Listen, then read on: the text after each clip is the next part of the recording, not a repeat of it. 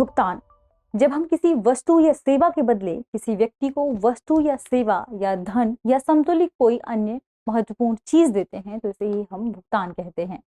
दरअसल हम आज के सेशन में भुगतान से संबंधित ही कुछ खास विषयों पर चर्चा करने वाले हैं, जिसमें अभी हाल ही में national payment corporation of India ने अब यूपीआई के संदर्भ में एक नया सर्कुलर जारी किया है। उस सर्कुलर में एनपीसीआई ने कुछ नए नियम बताए हैं यूपीआई पेमेंट के संदर्भ में। दृष्टि आईएएस के इन डेप्थ सेशन में एक बार फिर से आपका स्वागत है। मैं हूं गीतांजलि और आज हम किस विषय पर चर्चा करने वाले हैं। अभी हाल ही में जो एनपीसीआई ने एक नया यूपीआई सिस्टम को लेकर सर्कुलर जारी किया है, उसमें कौन कौन सी बातें शामिल की गई हैं, इसके बारे में आज हम चर्चा करने वाले हैं। क्योंकि हाल ही में यह जो खबर है काफी सुर्खियों में बनी हुई है। लगातार लोग पूछ रहे हैं क्या यूपीआई के जरिए अब पेमेंट करने पर हमें और भी अधिक भुगतान करना पड़ेगा, क्या अब हमें पैसे देने पर भी पैसे देने होंगे। तो इसी के लिहाज से यह टॉपिक काफी महत्वपूर्ण है। तो आइए जानते हैं हम आज के विषय को। आज का हमारा विषय है क्या है एनपीसीआई द्वारा जारी किए गए यूपीआई नियम। सबसे पहले देखेंगे कि हम किन बिंदुओं पर चर्चा करने वाले हैं। देखेंगे यह खबर क्या है, यह खबर चर्चा में क्यों आ गई है, इसके बाद समझेंगे चूंकि यूपीआई यहाँ महत्वपूर्ण हो जाता है, यूपीआई के संदर्भ में ही यह बात कही गई है। तो जानेंगे कि यूपीआई क्या है, इसके बाद यह भी समझेंगे कि एनपीसीआई क्या है, यानी national payment corporation of India क्या है, यह किस संदर्भ में इसे यहाँ पर बनाया गया था। इसके बाद जानेंगे हाल ही में जो इसके सर्कुलर में बदलाव किया गया है, परिवर्तन किया गया है, यह क्या है। इसके बाद जानेंगे क्योंकि यह पूरा सर्कुलर पीपीआई लेन देन पर ही आधारित है, तो हम जानेंगे कि आखिर पीपीआई लेन देन क्या है। फिर आज के सेशन पर आधारित एक प्रश्न होगा जिसका जवाब आपको कमेंट सेक्शन में देना है। इसके साथ ही आप कमेंट सेक्शन में यह भी बताइए कि जो ये पूरा विषय है यह जीएस पेपर या सामान्य अध्ययन प्रश्न पत्र के किस प्रश्न पत्र से संबंधित है या किस खंड से संबंधित है। तो आइए आज के टॉपिक को शुरू करते हैं। सबसे पहले देखते हैं खबर द इंडियन एक्सप्रेस से ली गई है। खबर क्या है, व्हाट न्यू यूपीआई रूल्स से on changes for bank to bank payments. यानी हम बैंक से बैंक जो पेमेंट करते हैं, चाहे वह यूपीआई के संदर्भ में हो या पीपीआई के संदर्भ में, तो अभी हाल ही में एनपीसीआई ने इसमें किस रूप में बदलाव करने की बात कही है के बारे में ही आज हम जानेंगे। इसके साथ ही यदि हम देखें कि आखिर यह खबर चर्चा में क्यों आ गई है, तो हमने अभी इसके बारे में बात की कि national payments corporation of India यानी एनपीसीआई ने अपने सर्कुलर में कुछ बदलाव किए हैं और ये बदलाव किससे संबंधित है, पीपीआई से संबंधित है, यानी प्रीपेड पेमेंट इंस्ट्रूमेंट से संबंधित है।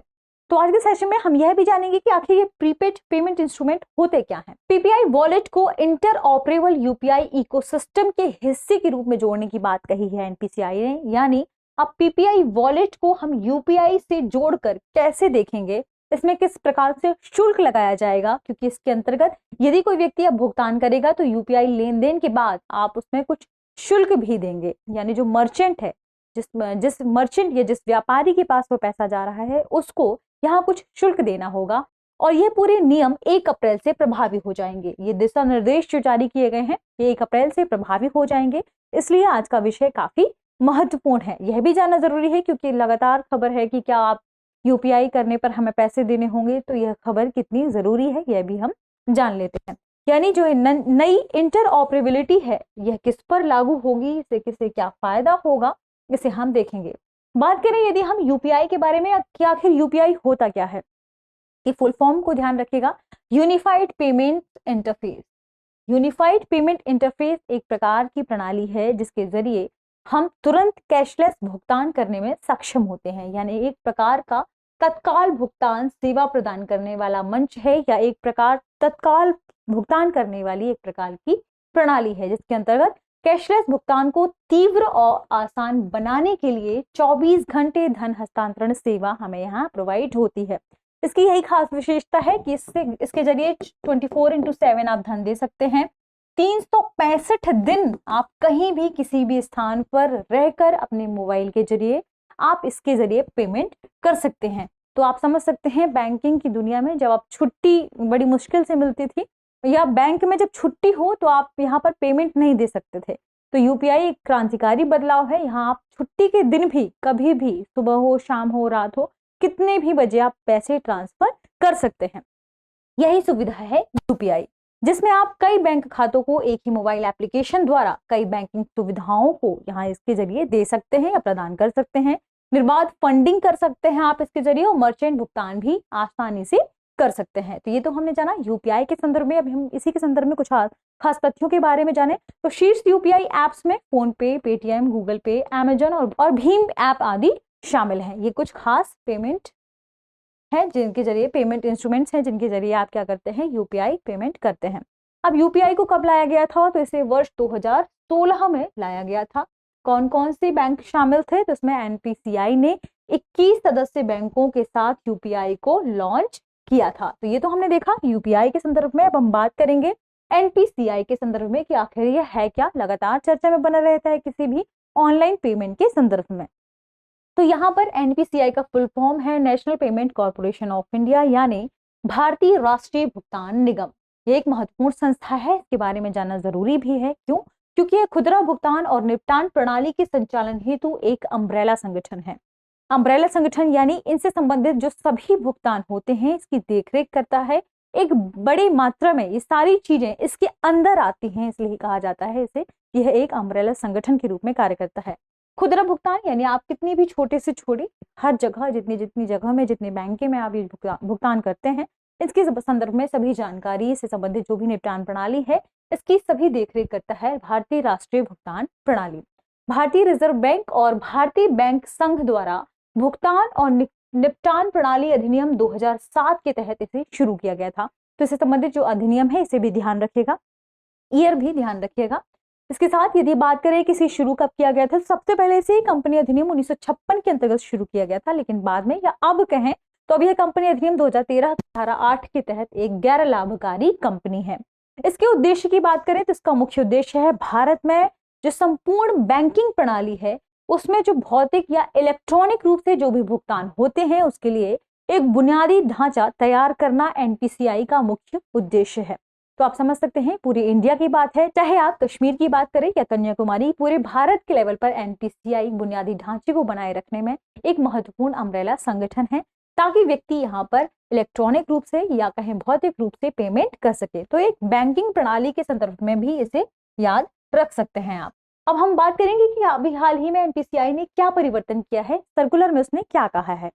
तो इसने यानी एनपीसीआई ने एक लेटेस्ट सर्कुलर जारी किया है। कुछ नियम और कुछ नियामक दिशा निर्देश इसमें इन्होंने शामिल किए हैं। किसके संदर्भ में शामिल किए हैं? पीपीआई वॉलेट के संदर्भ में, जिसमें इसने कहा है कि पीपीआई वॉलेट को इंटर ऑपरेबल बनाने के साथ साथ यूपीआई इकोसिस्टम में अब शामिल कर लिया जाए, ताकि अब जो पीपीआई के जरिए आप किसी व्यक्ति को यूपीआई करते हैं, यूपीआई ट्रांजैक्शन करते हैं और उसकी लिमिट यदि 2000 रुपए से अधिक है तो इस पर कुछ शुल्क देना होगा। तो एनपीसीआई ने क्या कहा है कि पीपीआई का उपयोग करते हुए 2000 रुपए से अधिक के यूपीआई लेन देन पर या यूपीआई ट्रांजैक्शन पर 1.1% शुल्क देना होगा, यानी 1.1% शुल्क इसमें जमा करना होगा। अलग अलग चीजों के लिए, अलग अलग सेक्टर के लिए अलग अलग चीजें निर्धारित की गई हैं और यह प्रतिशत भी वहां पर अलग अलग ही है, जिसमें ये इंटरचेंज जो शुल्क है केवल पीपीआई मर्चेंट लेन देन के लिए ही लागू होगी। आगे हम बात करेंगे कि आखिर यह पीपीआई है क्या। अभी ध्यान रखिएगा कि लिमिट है 2000 रुपए से अधिक के संदर्भ में यदि आप पीपीआई वॉलेट के जरिए यूपीआई करते हैं तो 1.1% तक शुल्क आपको यहाँ देना पड़ सकता है, लेकिन यह शुल्क ग्राहक नहीं देगा। जो व्यक्ति यहाँ पीपीआई का इस्तेमाल कर रहा है या जो व्यक्ति यानी ग्राहक जो पीपीआई के जरिए यूपीआई ट्रांजैक्शन करता है किसी मर्चेंट या व्यापारी को, तो उस व्यापारी को यह शुल्क देना होगा, ना कि हमें जो हम पेमेंट कर रहे हैं या ग्राहक को यह पेमेंट या शुल्क नहीं देना होगा। ध्यान रखिएगा, सामान्य यदि आप यूपीआई करते हैं यानी आप किसी व्यक्ति को फंड ट्रांसफर कर रहे हैं यूपीआई के जरिए, किसी का बारकोड स्कैन करके आप यदि उसे पेमेंट कर रहे हैं, यूपीआई स्कैनर स्कैन करके यदि आप किसी व्यक्ति को फंड ट्रांसफर कर रहे हैं या पैसे ट्रांसफर कर रहे हैं, अपने दोस्त को यदि आप फंड ट्रांसफर कर रहे हैं, तो इन सभी फंड ट्रांसफर में यहाँ किसी भी प्रकार का कोई शुल्क नहीं लगेगा। तो ध्यान रखिएगा किसके संदर्भ में है, केवल पीपीआई के संदर्भ में यानी वॉलेट के संदर्भ में यह बात कही गई है। और यदि आप 2000 रुपए से कम का ट्रांजैक्शन करते हैं वॉलेट के जरिए भी यूपीआई का इस्तेमाल करके, तो उसमें किसी भी प्रकार का शुल्क नहीं लगेगा।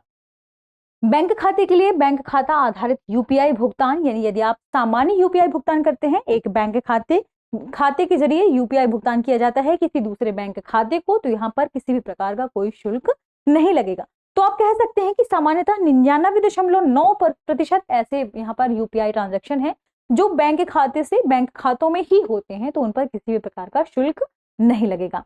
अब जानना जरूरी है कि आखिर पीपीआई लेन देन होता क्या है, क्योंकि यह शुल्क इसी के संदर्भ में है। तो यदि हम पीपीआई की बात करें तो इसका फुल फॉर्म है प्रीपेड पेमेंट इंस्ट्रूमेंट, यानी आप पहले से आपके पास पेमेंट का एक ऐसा इंस्ट्रूमेंट है जिसमें पैसे हैं, पहले से आपने उसमें पैसे ऐड कर रखे हैं। तो क्या चीज होती है? वॉलेट। आपके पास फोन पे वॉलेट होगा, आपके पास पेटीएम वॉलेट होगा। तो आप जब बैंक के जरिए अपने वॉलेट में पैसे ऐड करते हैं और उस वॉलेट के जरिए आप किसी मर्चेंट को 2000 रुपए से अधिक का यूपीआई ट्रांजैक्शन करते हैं, तभी आपको यहाँ 1.1% का शुल्क देना होगा। वह भी ग्राहक नहीं देगा, यानी हम नहीं देंगे या सामान्य व्यक्ति नहीं देगा। यह शुल्क कौन देगा? केवल वह मर्चेंट जो इसका इस्तेमाल कर रहा है, इस पेमेंट सिस्टम का यूज कर रहा है। यानी यह जो पूरा जो शुल्क अदायगी होगी, ये जो शुल्क दी जाएगी, तो यह कौन देगा? वह सर्विस प्रोवाइडर को कौन देगा? मर्चेंट देगा। तो यह इंटरचेंज फीस, चूंकि यह एक प्रकार की इंटरचेंज फीस है, और यह कौन देगा? जो पेमेंट सर्विस प्रोवाइडर है उसी को यह फीस दी जाएगी। किसके जरिए दी जाएगी? यहाँ पर मर्चेंट के जरिए या उस व्यापारी के जरिए दी जाएगी। अब पीपीआई की बात करें तो गुड्स और सर्विसेज की खरीदारी को सुविधाजनक बनाने के लिए ही पीपीआई या वॉलेट का हम इस्तेमाल करते हैं। ये एक प्रकार का डिजिटल पेमेंट मेथड है, या डिजिटल पेमेंट मेथड का ही एक प्रकार है। पीपीआई 3 प्रकार की होती है, ध्यान रखिएगा कौन कौन सा। एक तो क्लोज्ड सिस्टम पीपीआई, दूसरा है सेमी क्लोज्ड सिस्टम पीपीआई, और तीसरा है ओपन सिस्टम पीपीआई। वैसे क्लोज सिस्टम पीपीआई को ध्यान रखिएगा, इसमें फंड और रेमिटेंस ट्रांसफर नहीं किया जाता है, क्योंकि जो पीपीआई है उसके जरिए आप यहाँ पर गुड्स सर्विसेज की खरीदारी के साथ साथ फंड और रेमिटेंस को भी ट्रांसफर कर सकते हैं। तो ध्यान रखिएगा, जो क्लोज पीपीआई है उसके में फंड और रेमिटेंस ट्रांसफर नहीं किया जाता। बाद में आरबीआई के जरिए बैंक को यह सुविधा प्रोवाइड कराई जाती है, और इसमें केवल याद रखिएगा, इसमें फंड और ट्रांसफर नहीं किया जाता, इसलिए इसे क्लोज कहते हैं। केवल खास मर्चेंट शामिल होते हैं, यानी ये कंपनी जिसने दूसरी कंपनी को यहाँ पर अपनी सुविधा दे रखी है, तो वह कंपनी केवल उसी के जरिए ही ये चीजें खरीद सकती है या ले सकती है। फंड रेमिटेंस नहीं ले सकती, इसलिए इसे क्या कहते हैं? Close PPI. इनके अंतर्गत फंड रेमिटेंस भी शामिल होता है, इसके साथ साथ कुछ खास नियम भी इनके अंतर्गत शामिल होते हैं। तो जो सेमी क्लोज है उसमें कुछ खास नियम होते हैं, लेकिन ओपन में काफी यह ओपन होता है, कोई भी इसमें फंड ट्रांसफर आदि कर सकता है, इसलिए इसे ओपन पीपीआई कहा जाता है। अब यदि बात करें इनके एग्जाम्पल के तौर पर, तो यदि आप देखें कि जो हमारे गिफ्ट कार्ड्स हैं, जो हमारे प्रीपेड क्रेडिट कार्ड्स हैं, जो हमारे वर्चुअल वॉलेट हैं, ये सभी क्या कहलाते हैं? पीपीआई अकाउंट्स कहलाते हैं, या पीपीआई ही कहलाते हैं, प्रीपेड पेमेंट इंस्ट्रूमेंट कहलाते हैं। यदि हम हमारे रोजमर्रा के जीवन में हम देखें तो जो पेटीएम वॉलेट है, फोन पे वॉलेट है या अमेजॉन पे वॉलेट है, ये सभी पीपीआई ही है। तो यदि आप इनके जरिए यहाँ पर पेमेंट करते हैं 2000 रुपए से अधिक, तो मर्चेंट को यहाँ टैक्स 1.1% का शुल्क यहाँ देना होगा। वह भी आप अदा नहीं करेंगे, लेकिन फिर भी ध्यान रखिएगा, यदि आप मर्चेंट से यह सुविधा प्राप्त करना चाह रहे हैं, आप किसी मर्चेंट को 2000 रुपए से अधिक का ट्रांजेक्शन कर रहे हैं, तो हो सकता है कि मर्चेंट आप पर यह दबाव बनाए कि आप उसे उसका भुगतान भी करें, यानी एक्स्ट्रा भुगतान करें। ये तो हमने देखा कि क्या होता है यूपीआई, क्या होता है एनपीसीआई, क्या होता है पीपीआई। अब हम जानेंगे आज के सेशन पर आधारित हमारा प्रश्न क्या है? निम्नलिखित में से कौन सा से कथन सही है? और है हमारे कथन क्या है? वर्ष 2016 में एनपीसीआई ने 21 सदस्य बैंकों के साथ यूपीआई को लॉन्च किया था। अब पीपीआई का उपयोग करते हुए 20,000 रुपए से अधिक की यूपीआई लेन देन पर 1.1% शुल्क लगेगा। कूट है केवल एक, केवल दो, एक और दो दोनों, ना तो एक और ना ही दो। इसके साथ ही इस पूरे सेशन की यदि आप पीडीएफ चाहते हैं तो हमारे टेलीग्राम चैनल पर जुड़ सकते हैं। टेलीग्राम चैनल का नाम क्या है? इन डेप्थ दृष्टि आईएएस। तो ध्यान रखिएगा, चैनल से आप जुड़ सकते हैं और इसकी जो पीडीएफ है वह प्राप्त कर सकते हैं। इसके साथ ही दृष्टि आईएएस से जुड़े जो सभी खास टॉपिक हैं इनके बारे में जानकारी प्राप्त करने के लिए दृष्टि आईएएस चैनल को लाइक, शेयर और सब्सक्राइब जरूर करें। मिलते हैं एक नए विषय के साथ, तब तक पढ़ते रहिए, रिवीजन करते रहिए। शुक्रिया।